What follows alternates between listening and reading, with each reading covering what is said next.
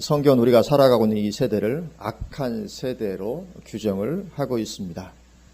오늘 본문에서도 말씀하고 있듯이 이 악한 세대다 그렇게 말씀을 합니다. 그래서 이 세대가 우리가 살아가고 있는 이 세대가 악한 세대이기 때문에 그 가운데 그대로 있어서는 하나님의 진노의 심판을 피할 길이 없지요. 그래서 성경은 이 악한 세대에서 구원을 받으라고 외치고 있는 것입니다. 그리고 사실 실상 그것이 성경 전체의 주된 메시지죠.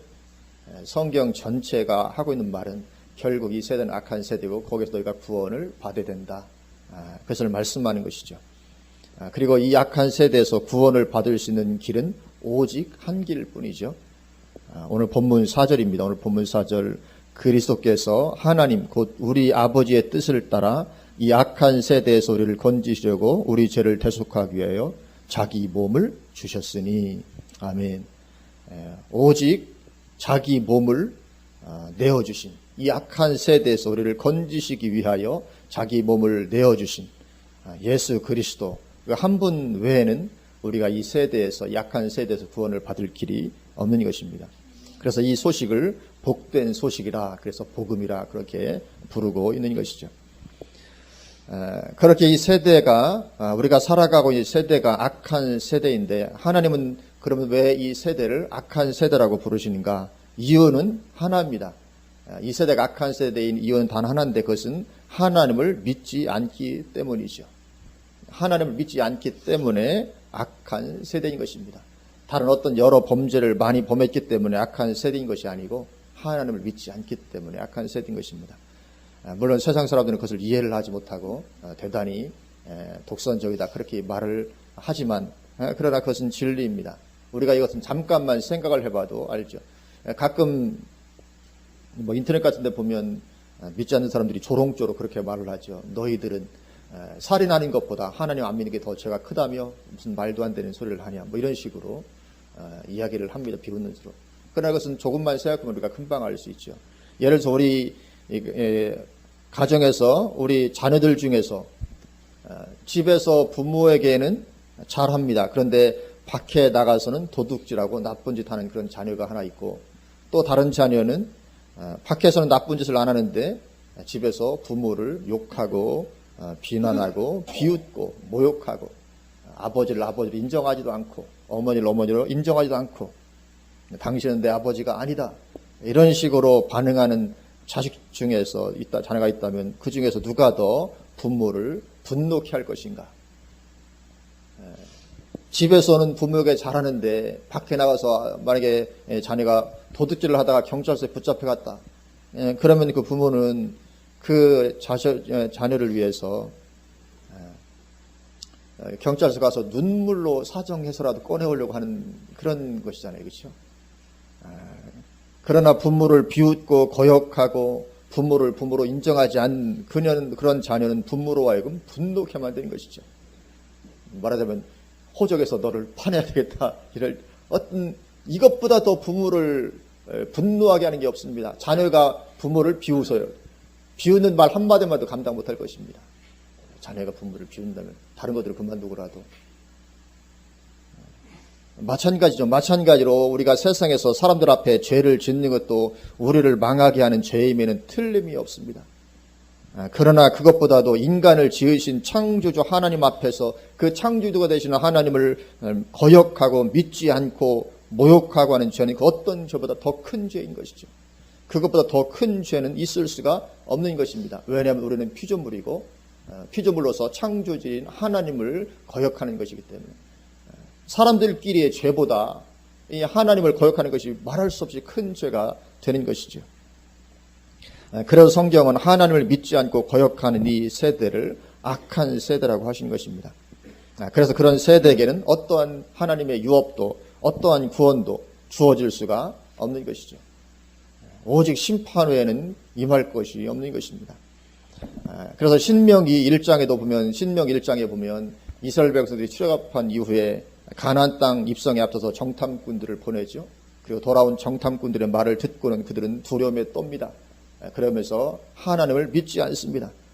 그랬던 이스라엘 백성들에게 신명기 1장 이렇게 말씀합니다. 신명기 1장 29절부터 보면 내가 너희에게 말하기를 그들을 무서워하지 말라 두려워하지 말라.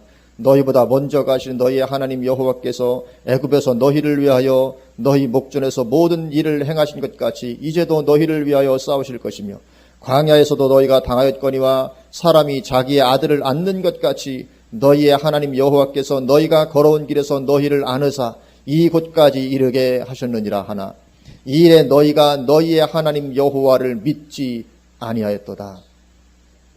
안 믿었다는 거죠. 그렇게 많이 과거에 하나님 엄청나심을 경험했으면서도 그는 너희보다 먼저 그 길을 가시며 장막 칠 곳을 찾으시고 밤에는 불로 낮에는 구름으로 너희가 갈 길을 지시하신 자이시니라. 여호와께서 너희의 말소리를 들으시고 노하사 맹세하여 이르시되 이제 노하십니다. 왜요?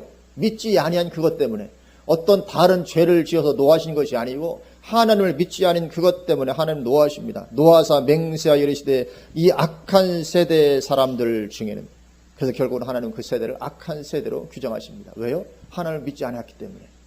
그래서 이 악한 세대 사람들 중에는 내가 그들의 조상에게 주기로 맹세한 좋은 땅을 볼 자가 하나도 없으리라.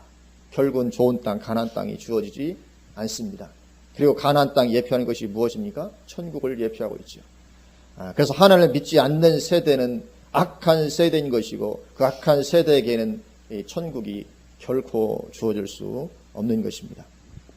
이것은 성경 여러 곳에서 선포하는 메시지죠.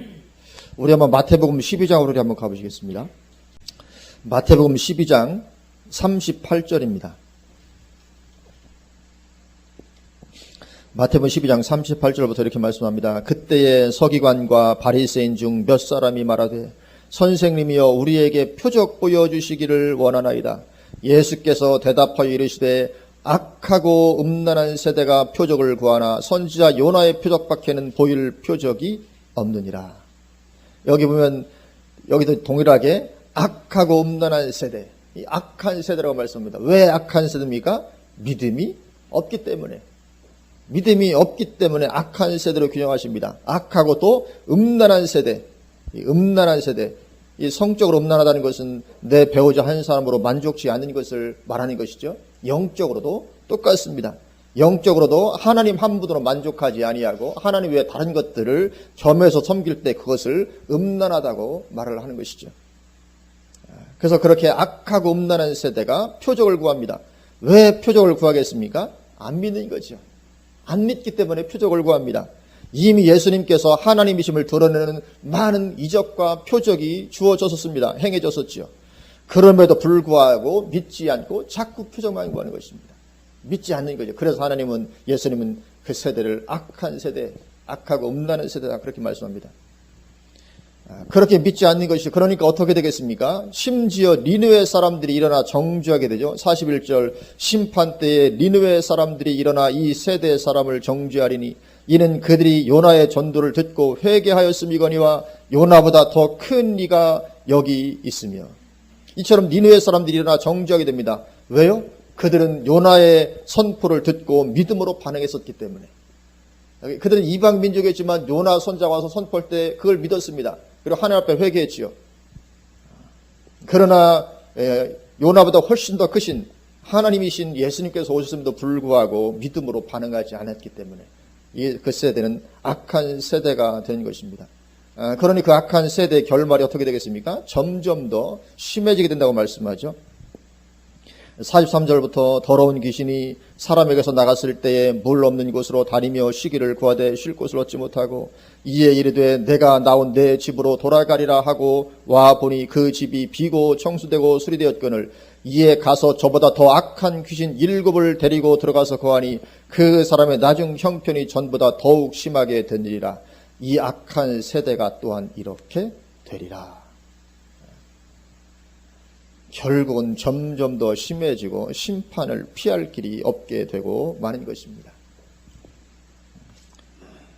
이처럼 믿지 아니하는 것, 이것이 바로 악한 세대, 이 세대의 특성인 것이죠. 마태복음 11장 16절 17절에도 말씀하십니다. 이 세대를 무엇으로 비유할까? 비유하건대 아이들이 장터에 앉아 제 동물을 불러 이르되 우리가 너희를 향하여 피리를 불어도 너희가 춤추지 않고 우리가 슬피 울어도 너희가 가슴을 치지 아니하였다 함과 같도다. 믿지 않았고 그래서 반응하지 않는 것이죠. 이 악한 세대인 것입니다. 그리고 마태복음 17장 17절에 예수께서 대답하여 이르시되 믿음이 없고 패역한 세대여 내가 얼마나 너희와 함께 있으며 얼마나 너희에게 참으리요 그를 이리로 데려오라 하시니라. 그렇게 말씀합니다. 믿음이 없고 패역한 세대요. 믿음이 없으면 패역한 세대인 것이죠.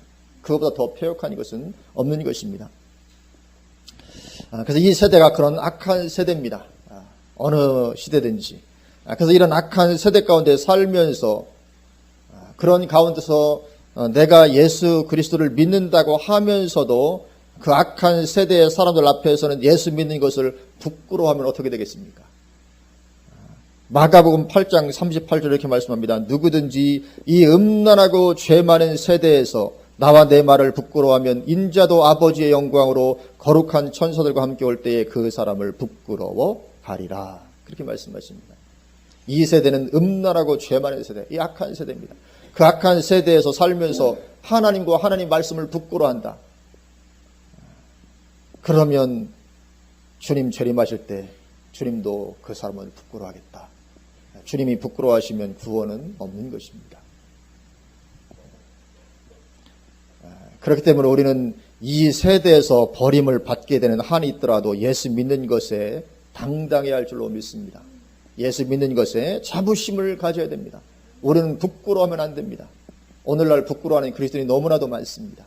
예수 믿는 것 티 안 날리고 어떻게 하든지 예수 내가 믿는 것처럼 보이지 않으려고 절대로 성경책도 잘 안 가지고 다니고 예전에는 전철을 타든지 이렇게 버스를 타든지 하면 성경책을 보는 사람도 많은데 요즘에는 이제 가능하면 성경책 눈에 안 띄게 하려고 하는 약한 세대에서 하나님을 부끄러워하는 것입니다.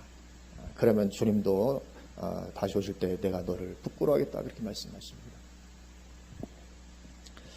우리는 이 당당하고 자부심을 가져야 될 줄로 믿습니다. 이 약한 세대에서 그로 인해 버림을 받게 된다 할지라도 그래야 됩니다. 왜냐하면 그것이 바로 예수님의 뒤를 따라가는 것이기 때문에 그렇습니다.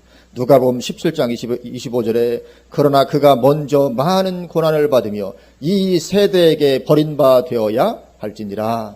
아멘. 예수님께서 어디에 버림받으십니까? 이 세대에게 버림바 되십니다. 이 세대에게. 여기 이 세대가 무엇이겠습니까? 이 세대라는 것은 예수님이 살던 그 시대 사람들에게 버림받았다 그런 뜻이 아닙니다. 예수님이 그 시대 사람들을 위해서 죽은 것이 아니잖아요. 그래서 성경이 말하는 이 세대는 하나님을 믿지 않는 인류 역사를 통칭해서 이 세대라고 부르십니다. 그래서 이 세대에게 버림바 되셨습니다. 예수님께서. 우리도 그렇게 이 세대에게 버림바 된다 할지라도 우리는 예수 믿는 것을 당당하게 자부심을 가지고 우리가 행동해야 될 줄로 믿습니다. 이 세대는 이처럼 믿음이 없는 악한 세대입니다. 그렇기 때문에 우리는 반드시 이 세대에서 구원을 받아야만 하는 것이죠. 이 세대에서 구원을 받으라. 그것이 성경의 선포입니다.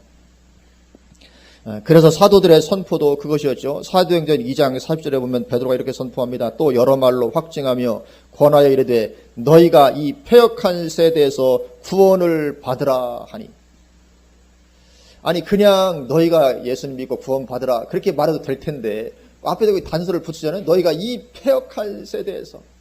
그러니까 인간 세상은 아담과 하와의 범죄 이후에 이 악한 세대로 전락되어 있는 것입니다. 그 세대에서 그냥 인간들이 사는 이 세대 너희가 구원을 받아야만 된다는 거죠. 그래서 예수 믿고 구원받으라 그렇게만 말씀하지 않고 이 패역한 세대에서 구원을 받으라. 그래 이 패역한 세대는 베드로가 살던 그 세대만을 말하는 것이 아닙니다. 그 세대만 패역했나요? 모든 인류 역사는 다 패역한 세대인 것이죠. 그래서 우리는 이 악한 세대에서 그렇게 우리가 구원을 받아야 되고 그리고는 이 세대를 비추는 빛이 되는 것이죠. 이 세대에서 구원받고 이제 우리는 빛이 돼서 이 어두운 세대 약한 세대를 비추는 빛이 되는 것입니다. 그래서 빌립보서 2장 15절에 이는 너희가 흠이 없고 순전하여 어그러지고 거스르는 세대 가운데서 이 세대의 특성입니다. 표현은 약간 다르지만 어그러지고 거스르는 세대 가운데서 하나님의 흠없는 자녀로 세상에서 그들 가운데 빛들로 나타내며 그렇게 말씀하십니다. 그래서 우리는 예수님 믿고 구원받고 하나님의 자녀가 되면 우리 안에 생명의 빛이 있죠.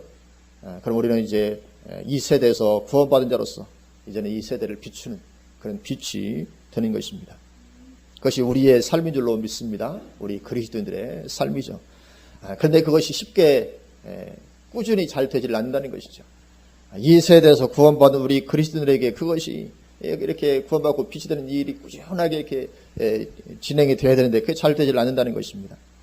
구원받은 그리스도인들에게 찾아오는 가장 원수 같은 일이 있는 것입니다. 그것이 무엇이냐면 바로 신앙의 변질이죠. 계속 꾸준하게 있지를 못하고 우리 신앙을 변질시키는 이런 일들이 일어나는 것입니다. 오늘 본문 갈라디아서 1장 6절에 그리스도의 은혜로 너희를 부르신 일을 이같이 속히 떠나 다른 복음을 따르는 것을 내가 이상하게 여기노라 말씀합니다. 그리스도의 은혜로 너희를 부르신 일을 이같이 속히 떠나. 이 신앙의 변질이죠. 그렇게 꾸준히 그 자리에 있지를 못하는 것입니다. 믿고 정말 감격하고 진리 가운데 거했던 그 가운데 꾸준히 있지 못하고 이렇게 속히 떠나고 변질되는 것입니다. 왜냐하면 사탄이 그만큼 끈질긴 것이죠. 사탄이 얼마나 끈질긴지. 우선은 믿지 못하게 하려고 무진회를 쓰죠. 못 믿게 하려고 무진회를 씁니다. 그래도 이제 믿게 되면 믿는 것을 막지 못하게 되면 이제 신앙이 변질되게 하려고 이번에 또 무진회를 쓰는 것입니다. 못 믿게 하고 그래도 믿으면 그 신앙이 변질되게 하려고. 왜요? 신앙이 변질되면 안 믿었던 것과 똑같이 심판으로 들어가기 때문에 그렇습니다. 하여튼 신앙을 변질시키기만 하면 이건 뭐 안 믿은 거와 똑같이 심판에 들어갈 수밖에 없기 때문에 그렇게 우리 신앙을 변질시키기 위해서 무진회를 씁니다. 그리고 사탄이 그렇게 신앙을 변질시키는 방법이 무엇이겠습니까? 역시 마찬가지로 이 세대에 영향을 받도록 하는 것입니다. 가장 주된 방법이. 이 세대에서 구원받고 하나님의 자녀가 됐는데 그렇게 신앙을 사는데 다시 이 세대의 영향을 받아 다시 그 가운데 돌아가도록 하는 것이죠. 이 사탄이 쓰는 아주 주된 방법입니다. 그래서 초대교회 역시 마찬가지였죠. 초대교회 당시의 세대에는 어떤 특징을 가지고 있었습니까? 구약적 율법주의 신앙으로 가득한 세대였죠. 왜냐하면 뭐 구약 시대였으니까요. 거기서 이제 예수 모심으로 말미암아 이제 구원받고 이제 은혜로 넘어갔는데, 그러나 그 배경은 예수를 믿지 않는 전체적인 배경은 다 구약적 율법주의로 가득한 그런 상황이죠. 그래서 그 세대의 특징은 구약적 율법주의 신앙입니다. 그러니까 이 초대교회 시절 신앙의 변질의 주된 것이 그럼 무엇이겠습니까? 구약적 율법주의의 영향을 받아서 거기로 다시 되돌아가게 하도록 하는 것. 이것이 말하자면 초대교회 성도들의 신앙의 변질의 가장 대표적인 것이었습니다. 그래서 갈라디아서 전체도 그것을 지적하기 위해 쓰여졌죠. 너희가 예수의 피로 말미암아 구원받았음에도 불구하고 왜 다시 그런 구약적 율법주의로 돌아가려고 하느냐. 이것이 이제 오늘 이 갈라디아서 전체의 어떤 내용이기도 한 것이죠. 그래서 한 부분만 살피면 오늘 갈라디아서 4장을 보면 갈라디아서 4장 8절부터 이렇게 말씀합니다. 그러나 너희가 그때는 하나님을 알지 못하여 본질상 하나님이 아닌 자들에게 종노릇하였더니 이제는 너희가 하나님을 알 뿐 아니라 더욱이 하나님이 아신 바 되었거늘 어찌하여 다시 약하고 천박한 초등학문으로 돌아가서, 여기 초등학문은 구약적 율법주의를 사도 바울이 말할 때 쓰는 표현입니다. 초등학문으로 돌아가서 다시 그들에게 종노릇하려 하느냐. 너희가 날과 달과 절기와 해를 삼가 지키니 내가 너희를 위하여 수고한 것이 헛될까 두려워하노라. 여기 날과 달과 절기를 삼가 지키니 이건 구약 율법주의의 회기를 가리키는 것입니다. 그러니까 우리가 갈라디아 전체를 보면 예수 믿었음에도 불구하고 할례를 받아야 된다. 그리고 이 여기나 절기들처럼 뭐 유월절을 지켜야 된다. 예수 믿어도 유월절을 지켜야 된다. 오늘날도 그런 주장을 하는 사람들이 있는데, 하여튼 그런 것들을 계속 구약적 율법주의로 돌아가도록 그렇게 하지 않으면 안 된다. 그래서 이 당시의 세대를 장악하고 있던 구약 율법주의의 영향을 받아서 이제 변질되어 가고 있는 것이죠. 갈라디아 교회가. 그래서 사도 바울이 그것을 안타깝게 이렇게 편지를 쓰고 있는 것입니다. 이처럼 이 사탄이 우리의 신앙을 변질시키는 그런 가장 주된 방법은 그 세대의 영향을 받도록 하는 것입니다. 왜냐하면 우리가 이 세대를 벗어나 살 수 있는 것이 아니기 때문에. 그래서 이것은 오늘날 지금도 역시 마찬가지죠. 오늘날 신앙의 변질 역시 이 세대의 영향을 받습니다. 그렇다면 우리나라에서 이 세대의 특징은 무엇일까요? 첫째는 아마도 뿌리 깊이 박혀있는 무속적인 것일 것입니다. 우리 민족을 놓고 볼 때 이 무속, 이 샤머니즘은 수천 년에 걸쳐서 우리 민족 안에 깊이 뿌리를 내려온 것입니다. 얼마나 오랫동안 뿌리를 내려왔는지 수천 년간. 그래서 우리 민족의 뿌리라고 하는 저쪽 시베리아 쪽 보면 무속 신앙이 아주 강하잖아요. 전 세계 무속인 대회도 거기 그쪽에서 하고 할 정도로. 우리 민족 가운데 얼마나 이 무속적인 신앙이 뿌리 깊이 박혀 있는지 모릅니다. 그래서 이러한 것은 쉽게 사라지지 않습니다. 그리고 그 무속 신앙이 추구하는 것은 오직 내 목적 성취죠. 무속 신앙의 목적은 추구하는 것은 내 목적 성취입니다. 내가 잘 되고 자식 잘 되고 사업 잘 되고 다 그런 것이 목적이죠. 귀신의 영광을 위하여 구슬한다 이런 게 없잖아요. 다 내 목적을 위하여. 영적인 존재의 힘을 빌어서라도 내가 잘 되고자 하는 것이 이 무속 신앙의 특징입니다. 근데 영적인 눈앞에 영적인 존재를 인정하니까 그 귀신의 힘을 빌어서라도 내 목적을 달성하자는 거죠. 이게 그래서 오늘날에도 이것이 팽배한 이 세대 가운데도 팽배하게 있는 것이죠. 그리고 교회가 이 세대에 그러한 영향을 받게 되었고, 그래서 기독교 신앙이 축복신앙, 기복신앙으로 변질되고 말았던 것입니다. 그래서 이 축복신앙, 기복신앙이 교회 안에 아주 그냥 강력하게 역사를 하고 있죠. 이 세대의 영향을 받은 결과입니다. 두 번째로 우리가 살고 있는 이 세대 가운데 뿌리 깊이 박혀 있는 것은 첫 번째는 무속신앙을 들 수 있을 것이고, 두 번째는 아마도 유교 사상을 우리가 들 수 있을 것입니다. 조선 500년을 강력하게 지배했던 이 유교 사상. 특징이 뭡니까? 도덕윤리죠. 도덕윤리. 그래서 기독교의 신앙도 도덕윤리적으로 나아가는 것으로 변질이 많이 되었습니다. 그러나 기독교는 도덕과 윤리가 아니죠. 도덕윤리가 좋은 것이지만, 그러나 기독교는 도덕윤리가 아닙니다. 도덕윤리로는 영적인 문제를 절대 해결할 수 없습니다. 도덕적이고 윤리적인 것이 좋지만 그것은 절대로 우리에게 와 있는 영적인 문제 해결하지 못합니다. 기독교 신앙은 도덕윤리가 아니고 오직 그리스도죠. 오직 그리스도, 이것이 기독교 신앙입니다. 하나님께로의 돌이킴이죠. 갈라디아서 2장 16절부터 이렇게 말씀합니다.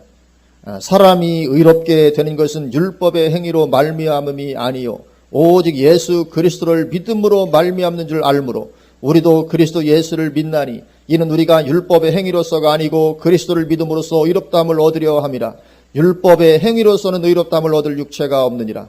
만일 우리가 그리스도 안에서 의롭게 되려 하다가 죄인으로 드러나면 그리스도께서 죄를 짓게 하는 자나 결코 그럴 수 없느니라.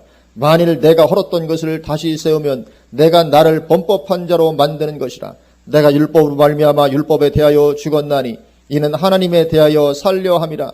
내가 그리스도와 함께 십자가에 못 박혔나니 그런즉 이제는 내가 사는 것이 아니요 오직 내 안에 그리스도께서 사시는 것이라. 이게 기독교 신앙입니다. 20절 이 부분이. 내가 그리스도와 함께 십자가에 못 박혔나니 그런즉 이제는 내가 사는 것이 아니요 오직 내 안에 그리스도께서 사시는 것이라. 이것이 기독교 신앙이지 세상의 도덕 윤리가 기독교 신앙이 아닌 것입니다. 우리는 오직 그리스도로 사는 것입니다. 그래서 때로는 우리 오직 그리스도가 세상의 도덕 윤리와 충돌할 때도 종종 있을 수 있습니다. 우리는 세상의 도덕 윤리 따라 사는 것이 아니고 오직 그리스도로 살아가는 것이죠. 그러나 오늘날 교회 설교에서부터 세상 도덕 윤리적 차원의 설교가 얼마나 많은지 모릅니다.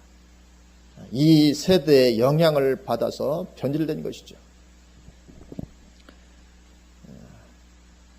그러다 보니 그리스도인들 안에 오직 예수가 부족해집니다. 도덕적이고 윤리적이고 어떤 율법주의적이고 어떤 이런 것이 가득하다 보면 오직 예수는 부족해지는 것입니다. 그래서 오늘날 교회가 여러 선한 일을 많이 하면서도 오직 예수는 부족하죠. 선하게도 살고 도덕적이고 윤리적이고 남들보다 더 살고 선한 행위도 많이 하고 구제도 많이 하고 하는데 오직 예수는 부족합니다. 그러니 신앙이 더욱 쉽게 변질되는 것이죠.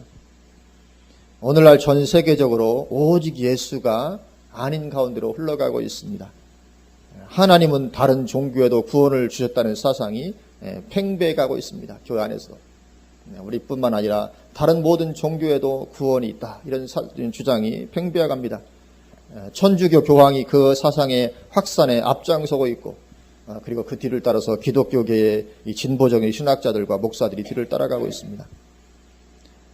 그래서 이 한국교회도 점점 그 영향 아래 빠져 들어가고 있는 것이죠. 전 세계가 그런 흐름으로 가니까 한국교회도 점점 그 영향 아래 빠져들어가고 있고, 그래서 WCC를 이단으로 정죄하지도 않고 있습니다.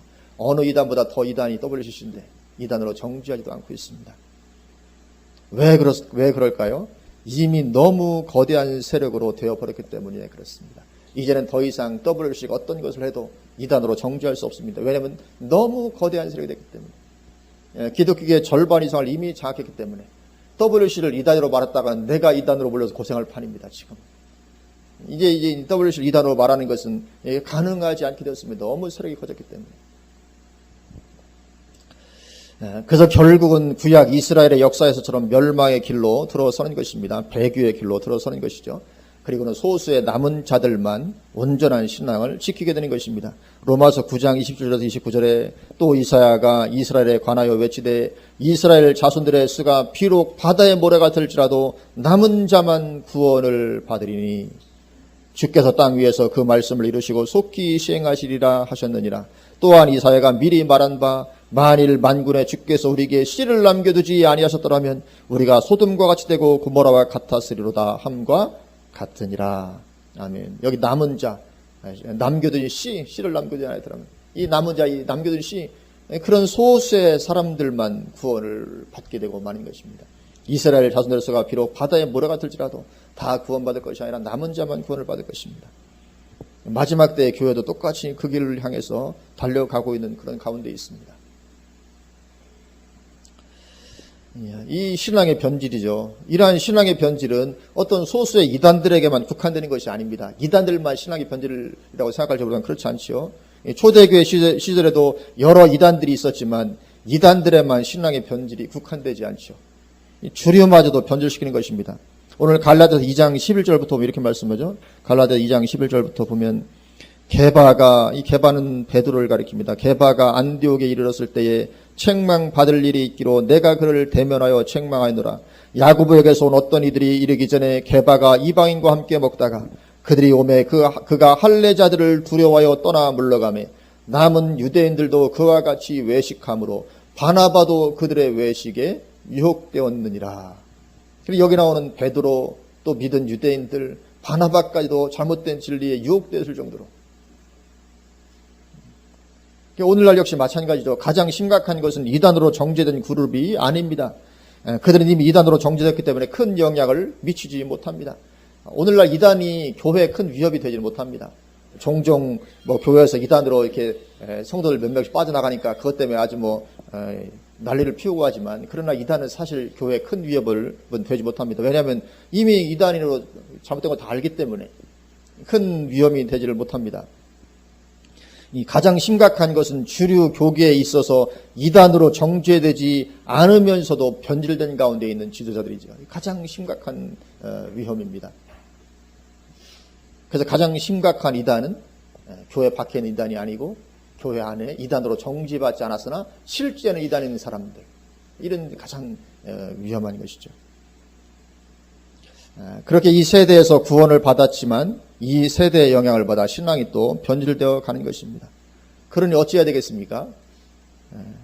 그래서 우리는 절대로 이 세대의 영향을 받지 말아야 되는 것이죠. 왜냐하면 이 세대의 영향을 받아서 우리 신앙을 자꾸 변질시키고 타락시켜 가기 때문에 사탄이. 그래서 로마서 12장 2절에 너희는 이 세대를 본받지 말고 오직 마음을 새롭게 함으로 변화를 받아 하나님의 선하시고 기뻐하시고 온전한 뜻이 무엇인지 분별하도록 하라. 그렇게 말씀하고 계신 것입니다. 그래서 우리를 향해서 너희는 이 세대를 본받지 말아라. 그럼 이 세대가 뭡니까? 이 세대는 악한 세대잖아요. 그렇죠? 악하고 음란한 세대, 폐역한 세대, 죄 많은 세대, 하나님을 믿지 않는 세대, 그 세대를 말하는 것입니다. 그래서 너희는 이 세대를 본받지 말고, 그러니까 우리도 사실 이 세대 다 포함된다고 생각할 수 있잖아요. 이 세대 우리도 다 포함되죠. 그런데 여기서 말하는 이 세대, 그러니까 성경에서 말하는 이 세대는 우리까지 포함하면 그냥 이 시대를 살아가는 그 세대를 말하는 것이 아닙니다. 성경에 말하는 이 세대는 아담과 하와 이후부터 시작해서 늘 하나님을 믿지 않고 하나님을 떠나 있고 악하고 폐역하고 믿음이 없는 그 모든 인류를 통칭해서 그렇게 이 세대라고 말씀을 하시는 것입니다. 그래서 너희는 이 세대를 본받지 말아라. 믿음이 없고 악한 세대다. 그래서 우리는 이 세대를 본받지 말고 이 세대의 영향을 받지 않아야 될 줄로 믿습니다. 이 세대는 악한 세대고 그래서 우리는 거기에서 구원을 받아야만 하는 것이죠. 그래서 우리가 이 세대 가운데 어쩔 수 없이 살아가지만 영향받지 마시기를 주님의 이름으로 축원을 드립니다. 절대로는 영향받으면 안 됩니다. 우리가 영향을 줘야지 영향을 받으면 안 될 줄로 믿습니다. 남들 하는 대로 다 따라가면 안 되죠. 세상 사람들 하는 대로 다 따라가고 그들이 추구하는 바를 나도 추구하고 그러면 이제 신앙이 변질되어 가기 시작을 하는 것입니다. 그처럼 이 세대는 악한 세대죠.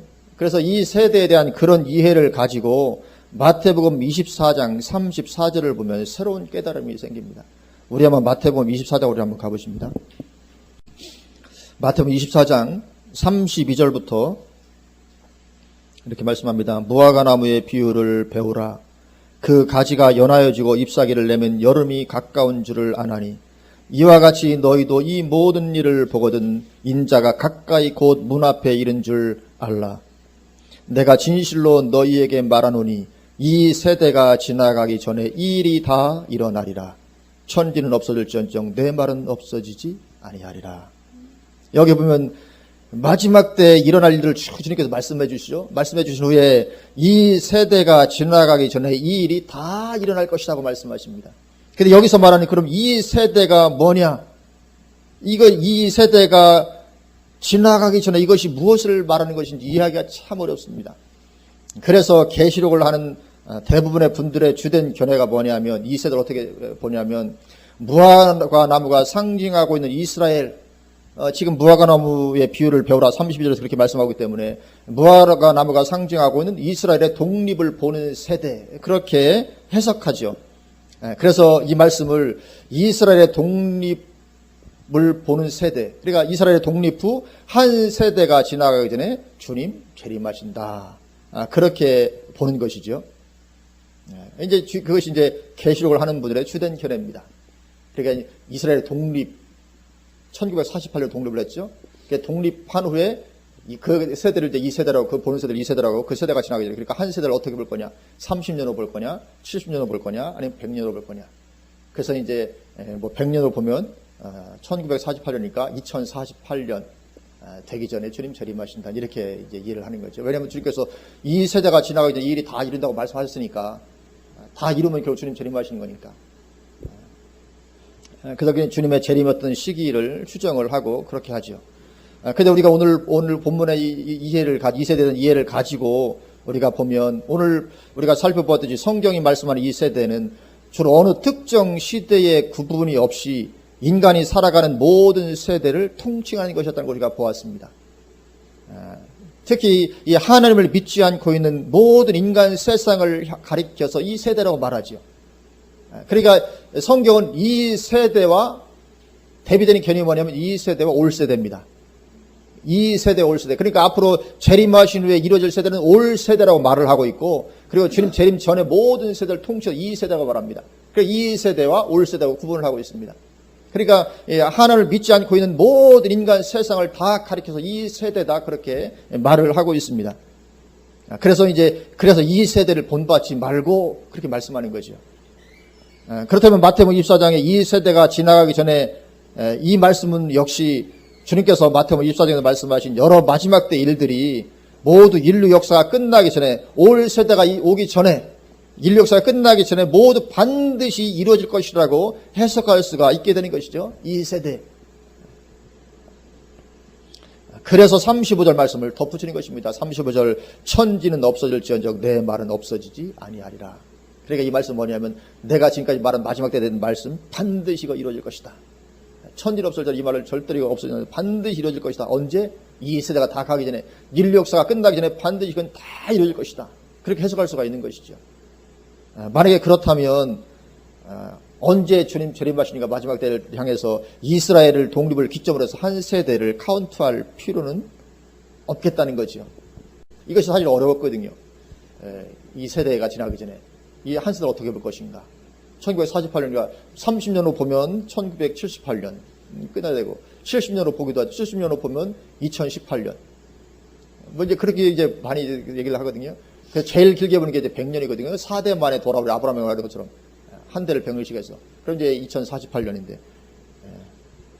그래서 그렇지 않을 가능성이 크겠다. 왜냐하면 성경이 말하는 이 세대는 그런 어떤 특정 시대를 구분하지 않고 성경은 2세대와 올 세대를 구분해서 재림 후에는 올 세대, 재림 이전은 다 2세대로 통칭해서 말하고 있기 때문에 주님 재림 전에 주님께서 말씀하신 모든 일들이 다 그대로 이루어질 것이다. 천지는 없어질 정정 내 말은 없어지지 아니하리라. 그래서 꼭 한 세대 이스라엘 독립부터 시작해가지고 카운트해가지고 언제까지 전까지는 반드시 이뤄야 된다. 그렇게 말하면 또 틀릴 수 있습니다. 왜냐하면 성경에서 잘못됐기 때문에. 그래서 100년 1948년 안에는 분명히 주님 오십니다. 이렇게 얘기했다는 이것이 또 틀리게 될 가능성이 있습니다. 어찌되었건 이 세대의 소리는 구원 받아야 될 줄로 믿습니다. 악한 세대, 믿음 없고 폐역한 세대, 우리를 변질시키기 위해서 계속 영향을 미치는 이 세대, 우리는 거기서 반드시 구원 받아야 되는데 길은 오직 예수 그리스도로 한 분뿐인 줄로 믿습니다. 예수님으로 말미암아 우리가 구원받고 살아갈 때도 오직 예수로 사는 것입니다. 내 안에 오직 예수님께서 사시는 것입니다. 그것이 우리의 신앙인 줄로 믿습니다. 그래서 우리는 절대로 이 세대 영향을 받지 아니하고 남은 자리에 늘 앉아 있어서 이 세대 물결을 거스르면서 오히려 세대에 영향을 미치는 그런 저와 여러분 되시기를 주님의 이름으로 축원을 드립니다. 아멘. 기도하시겠습니다.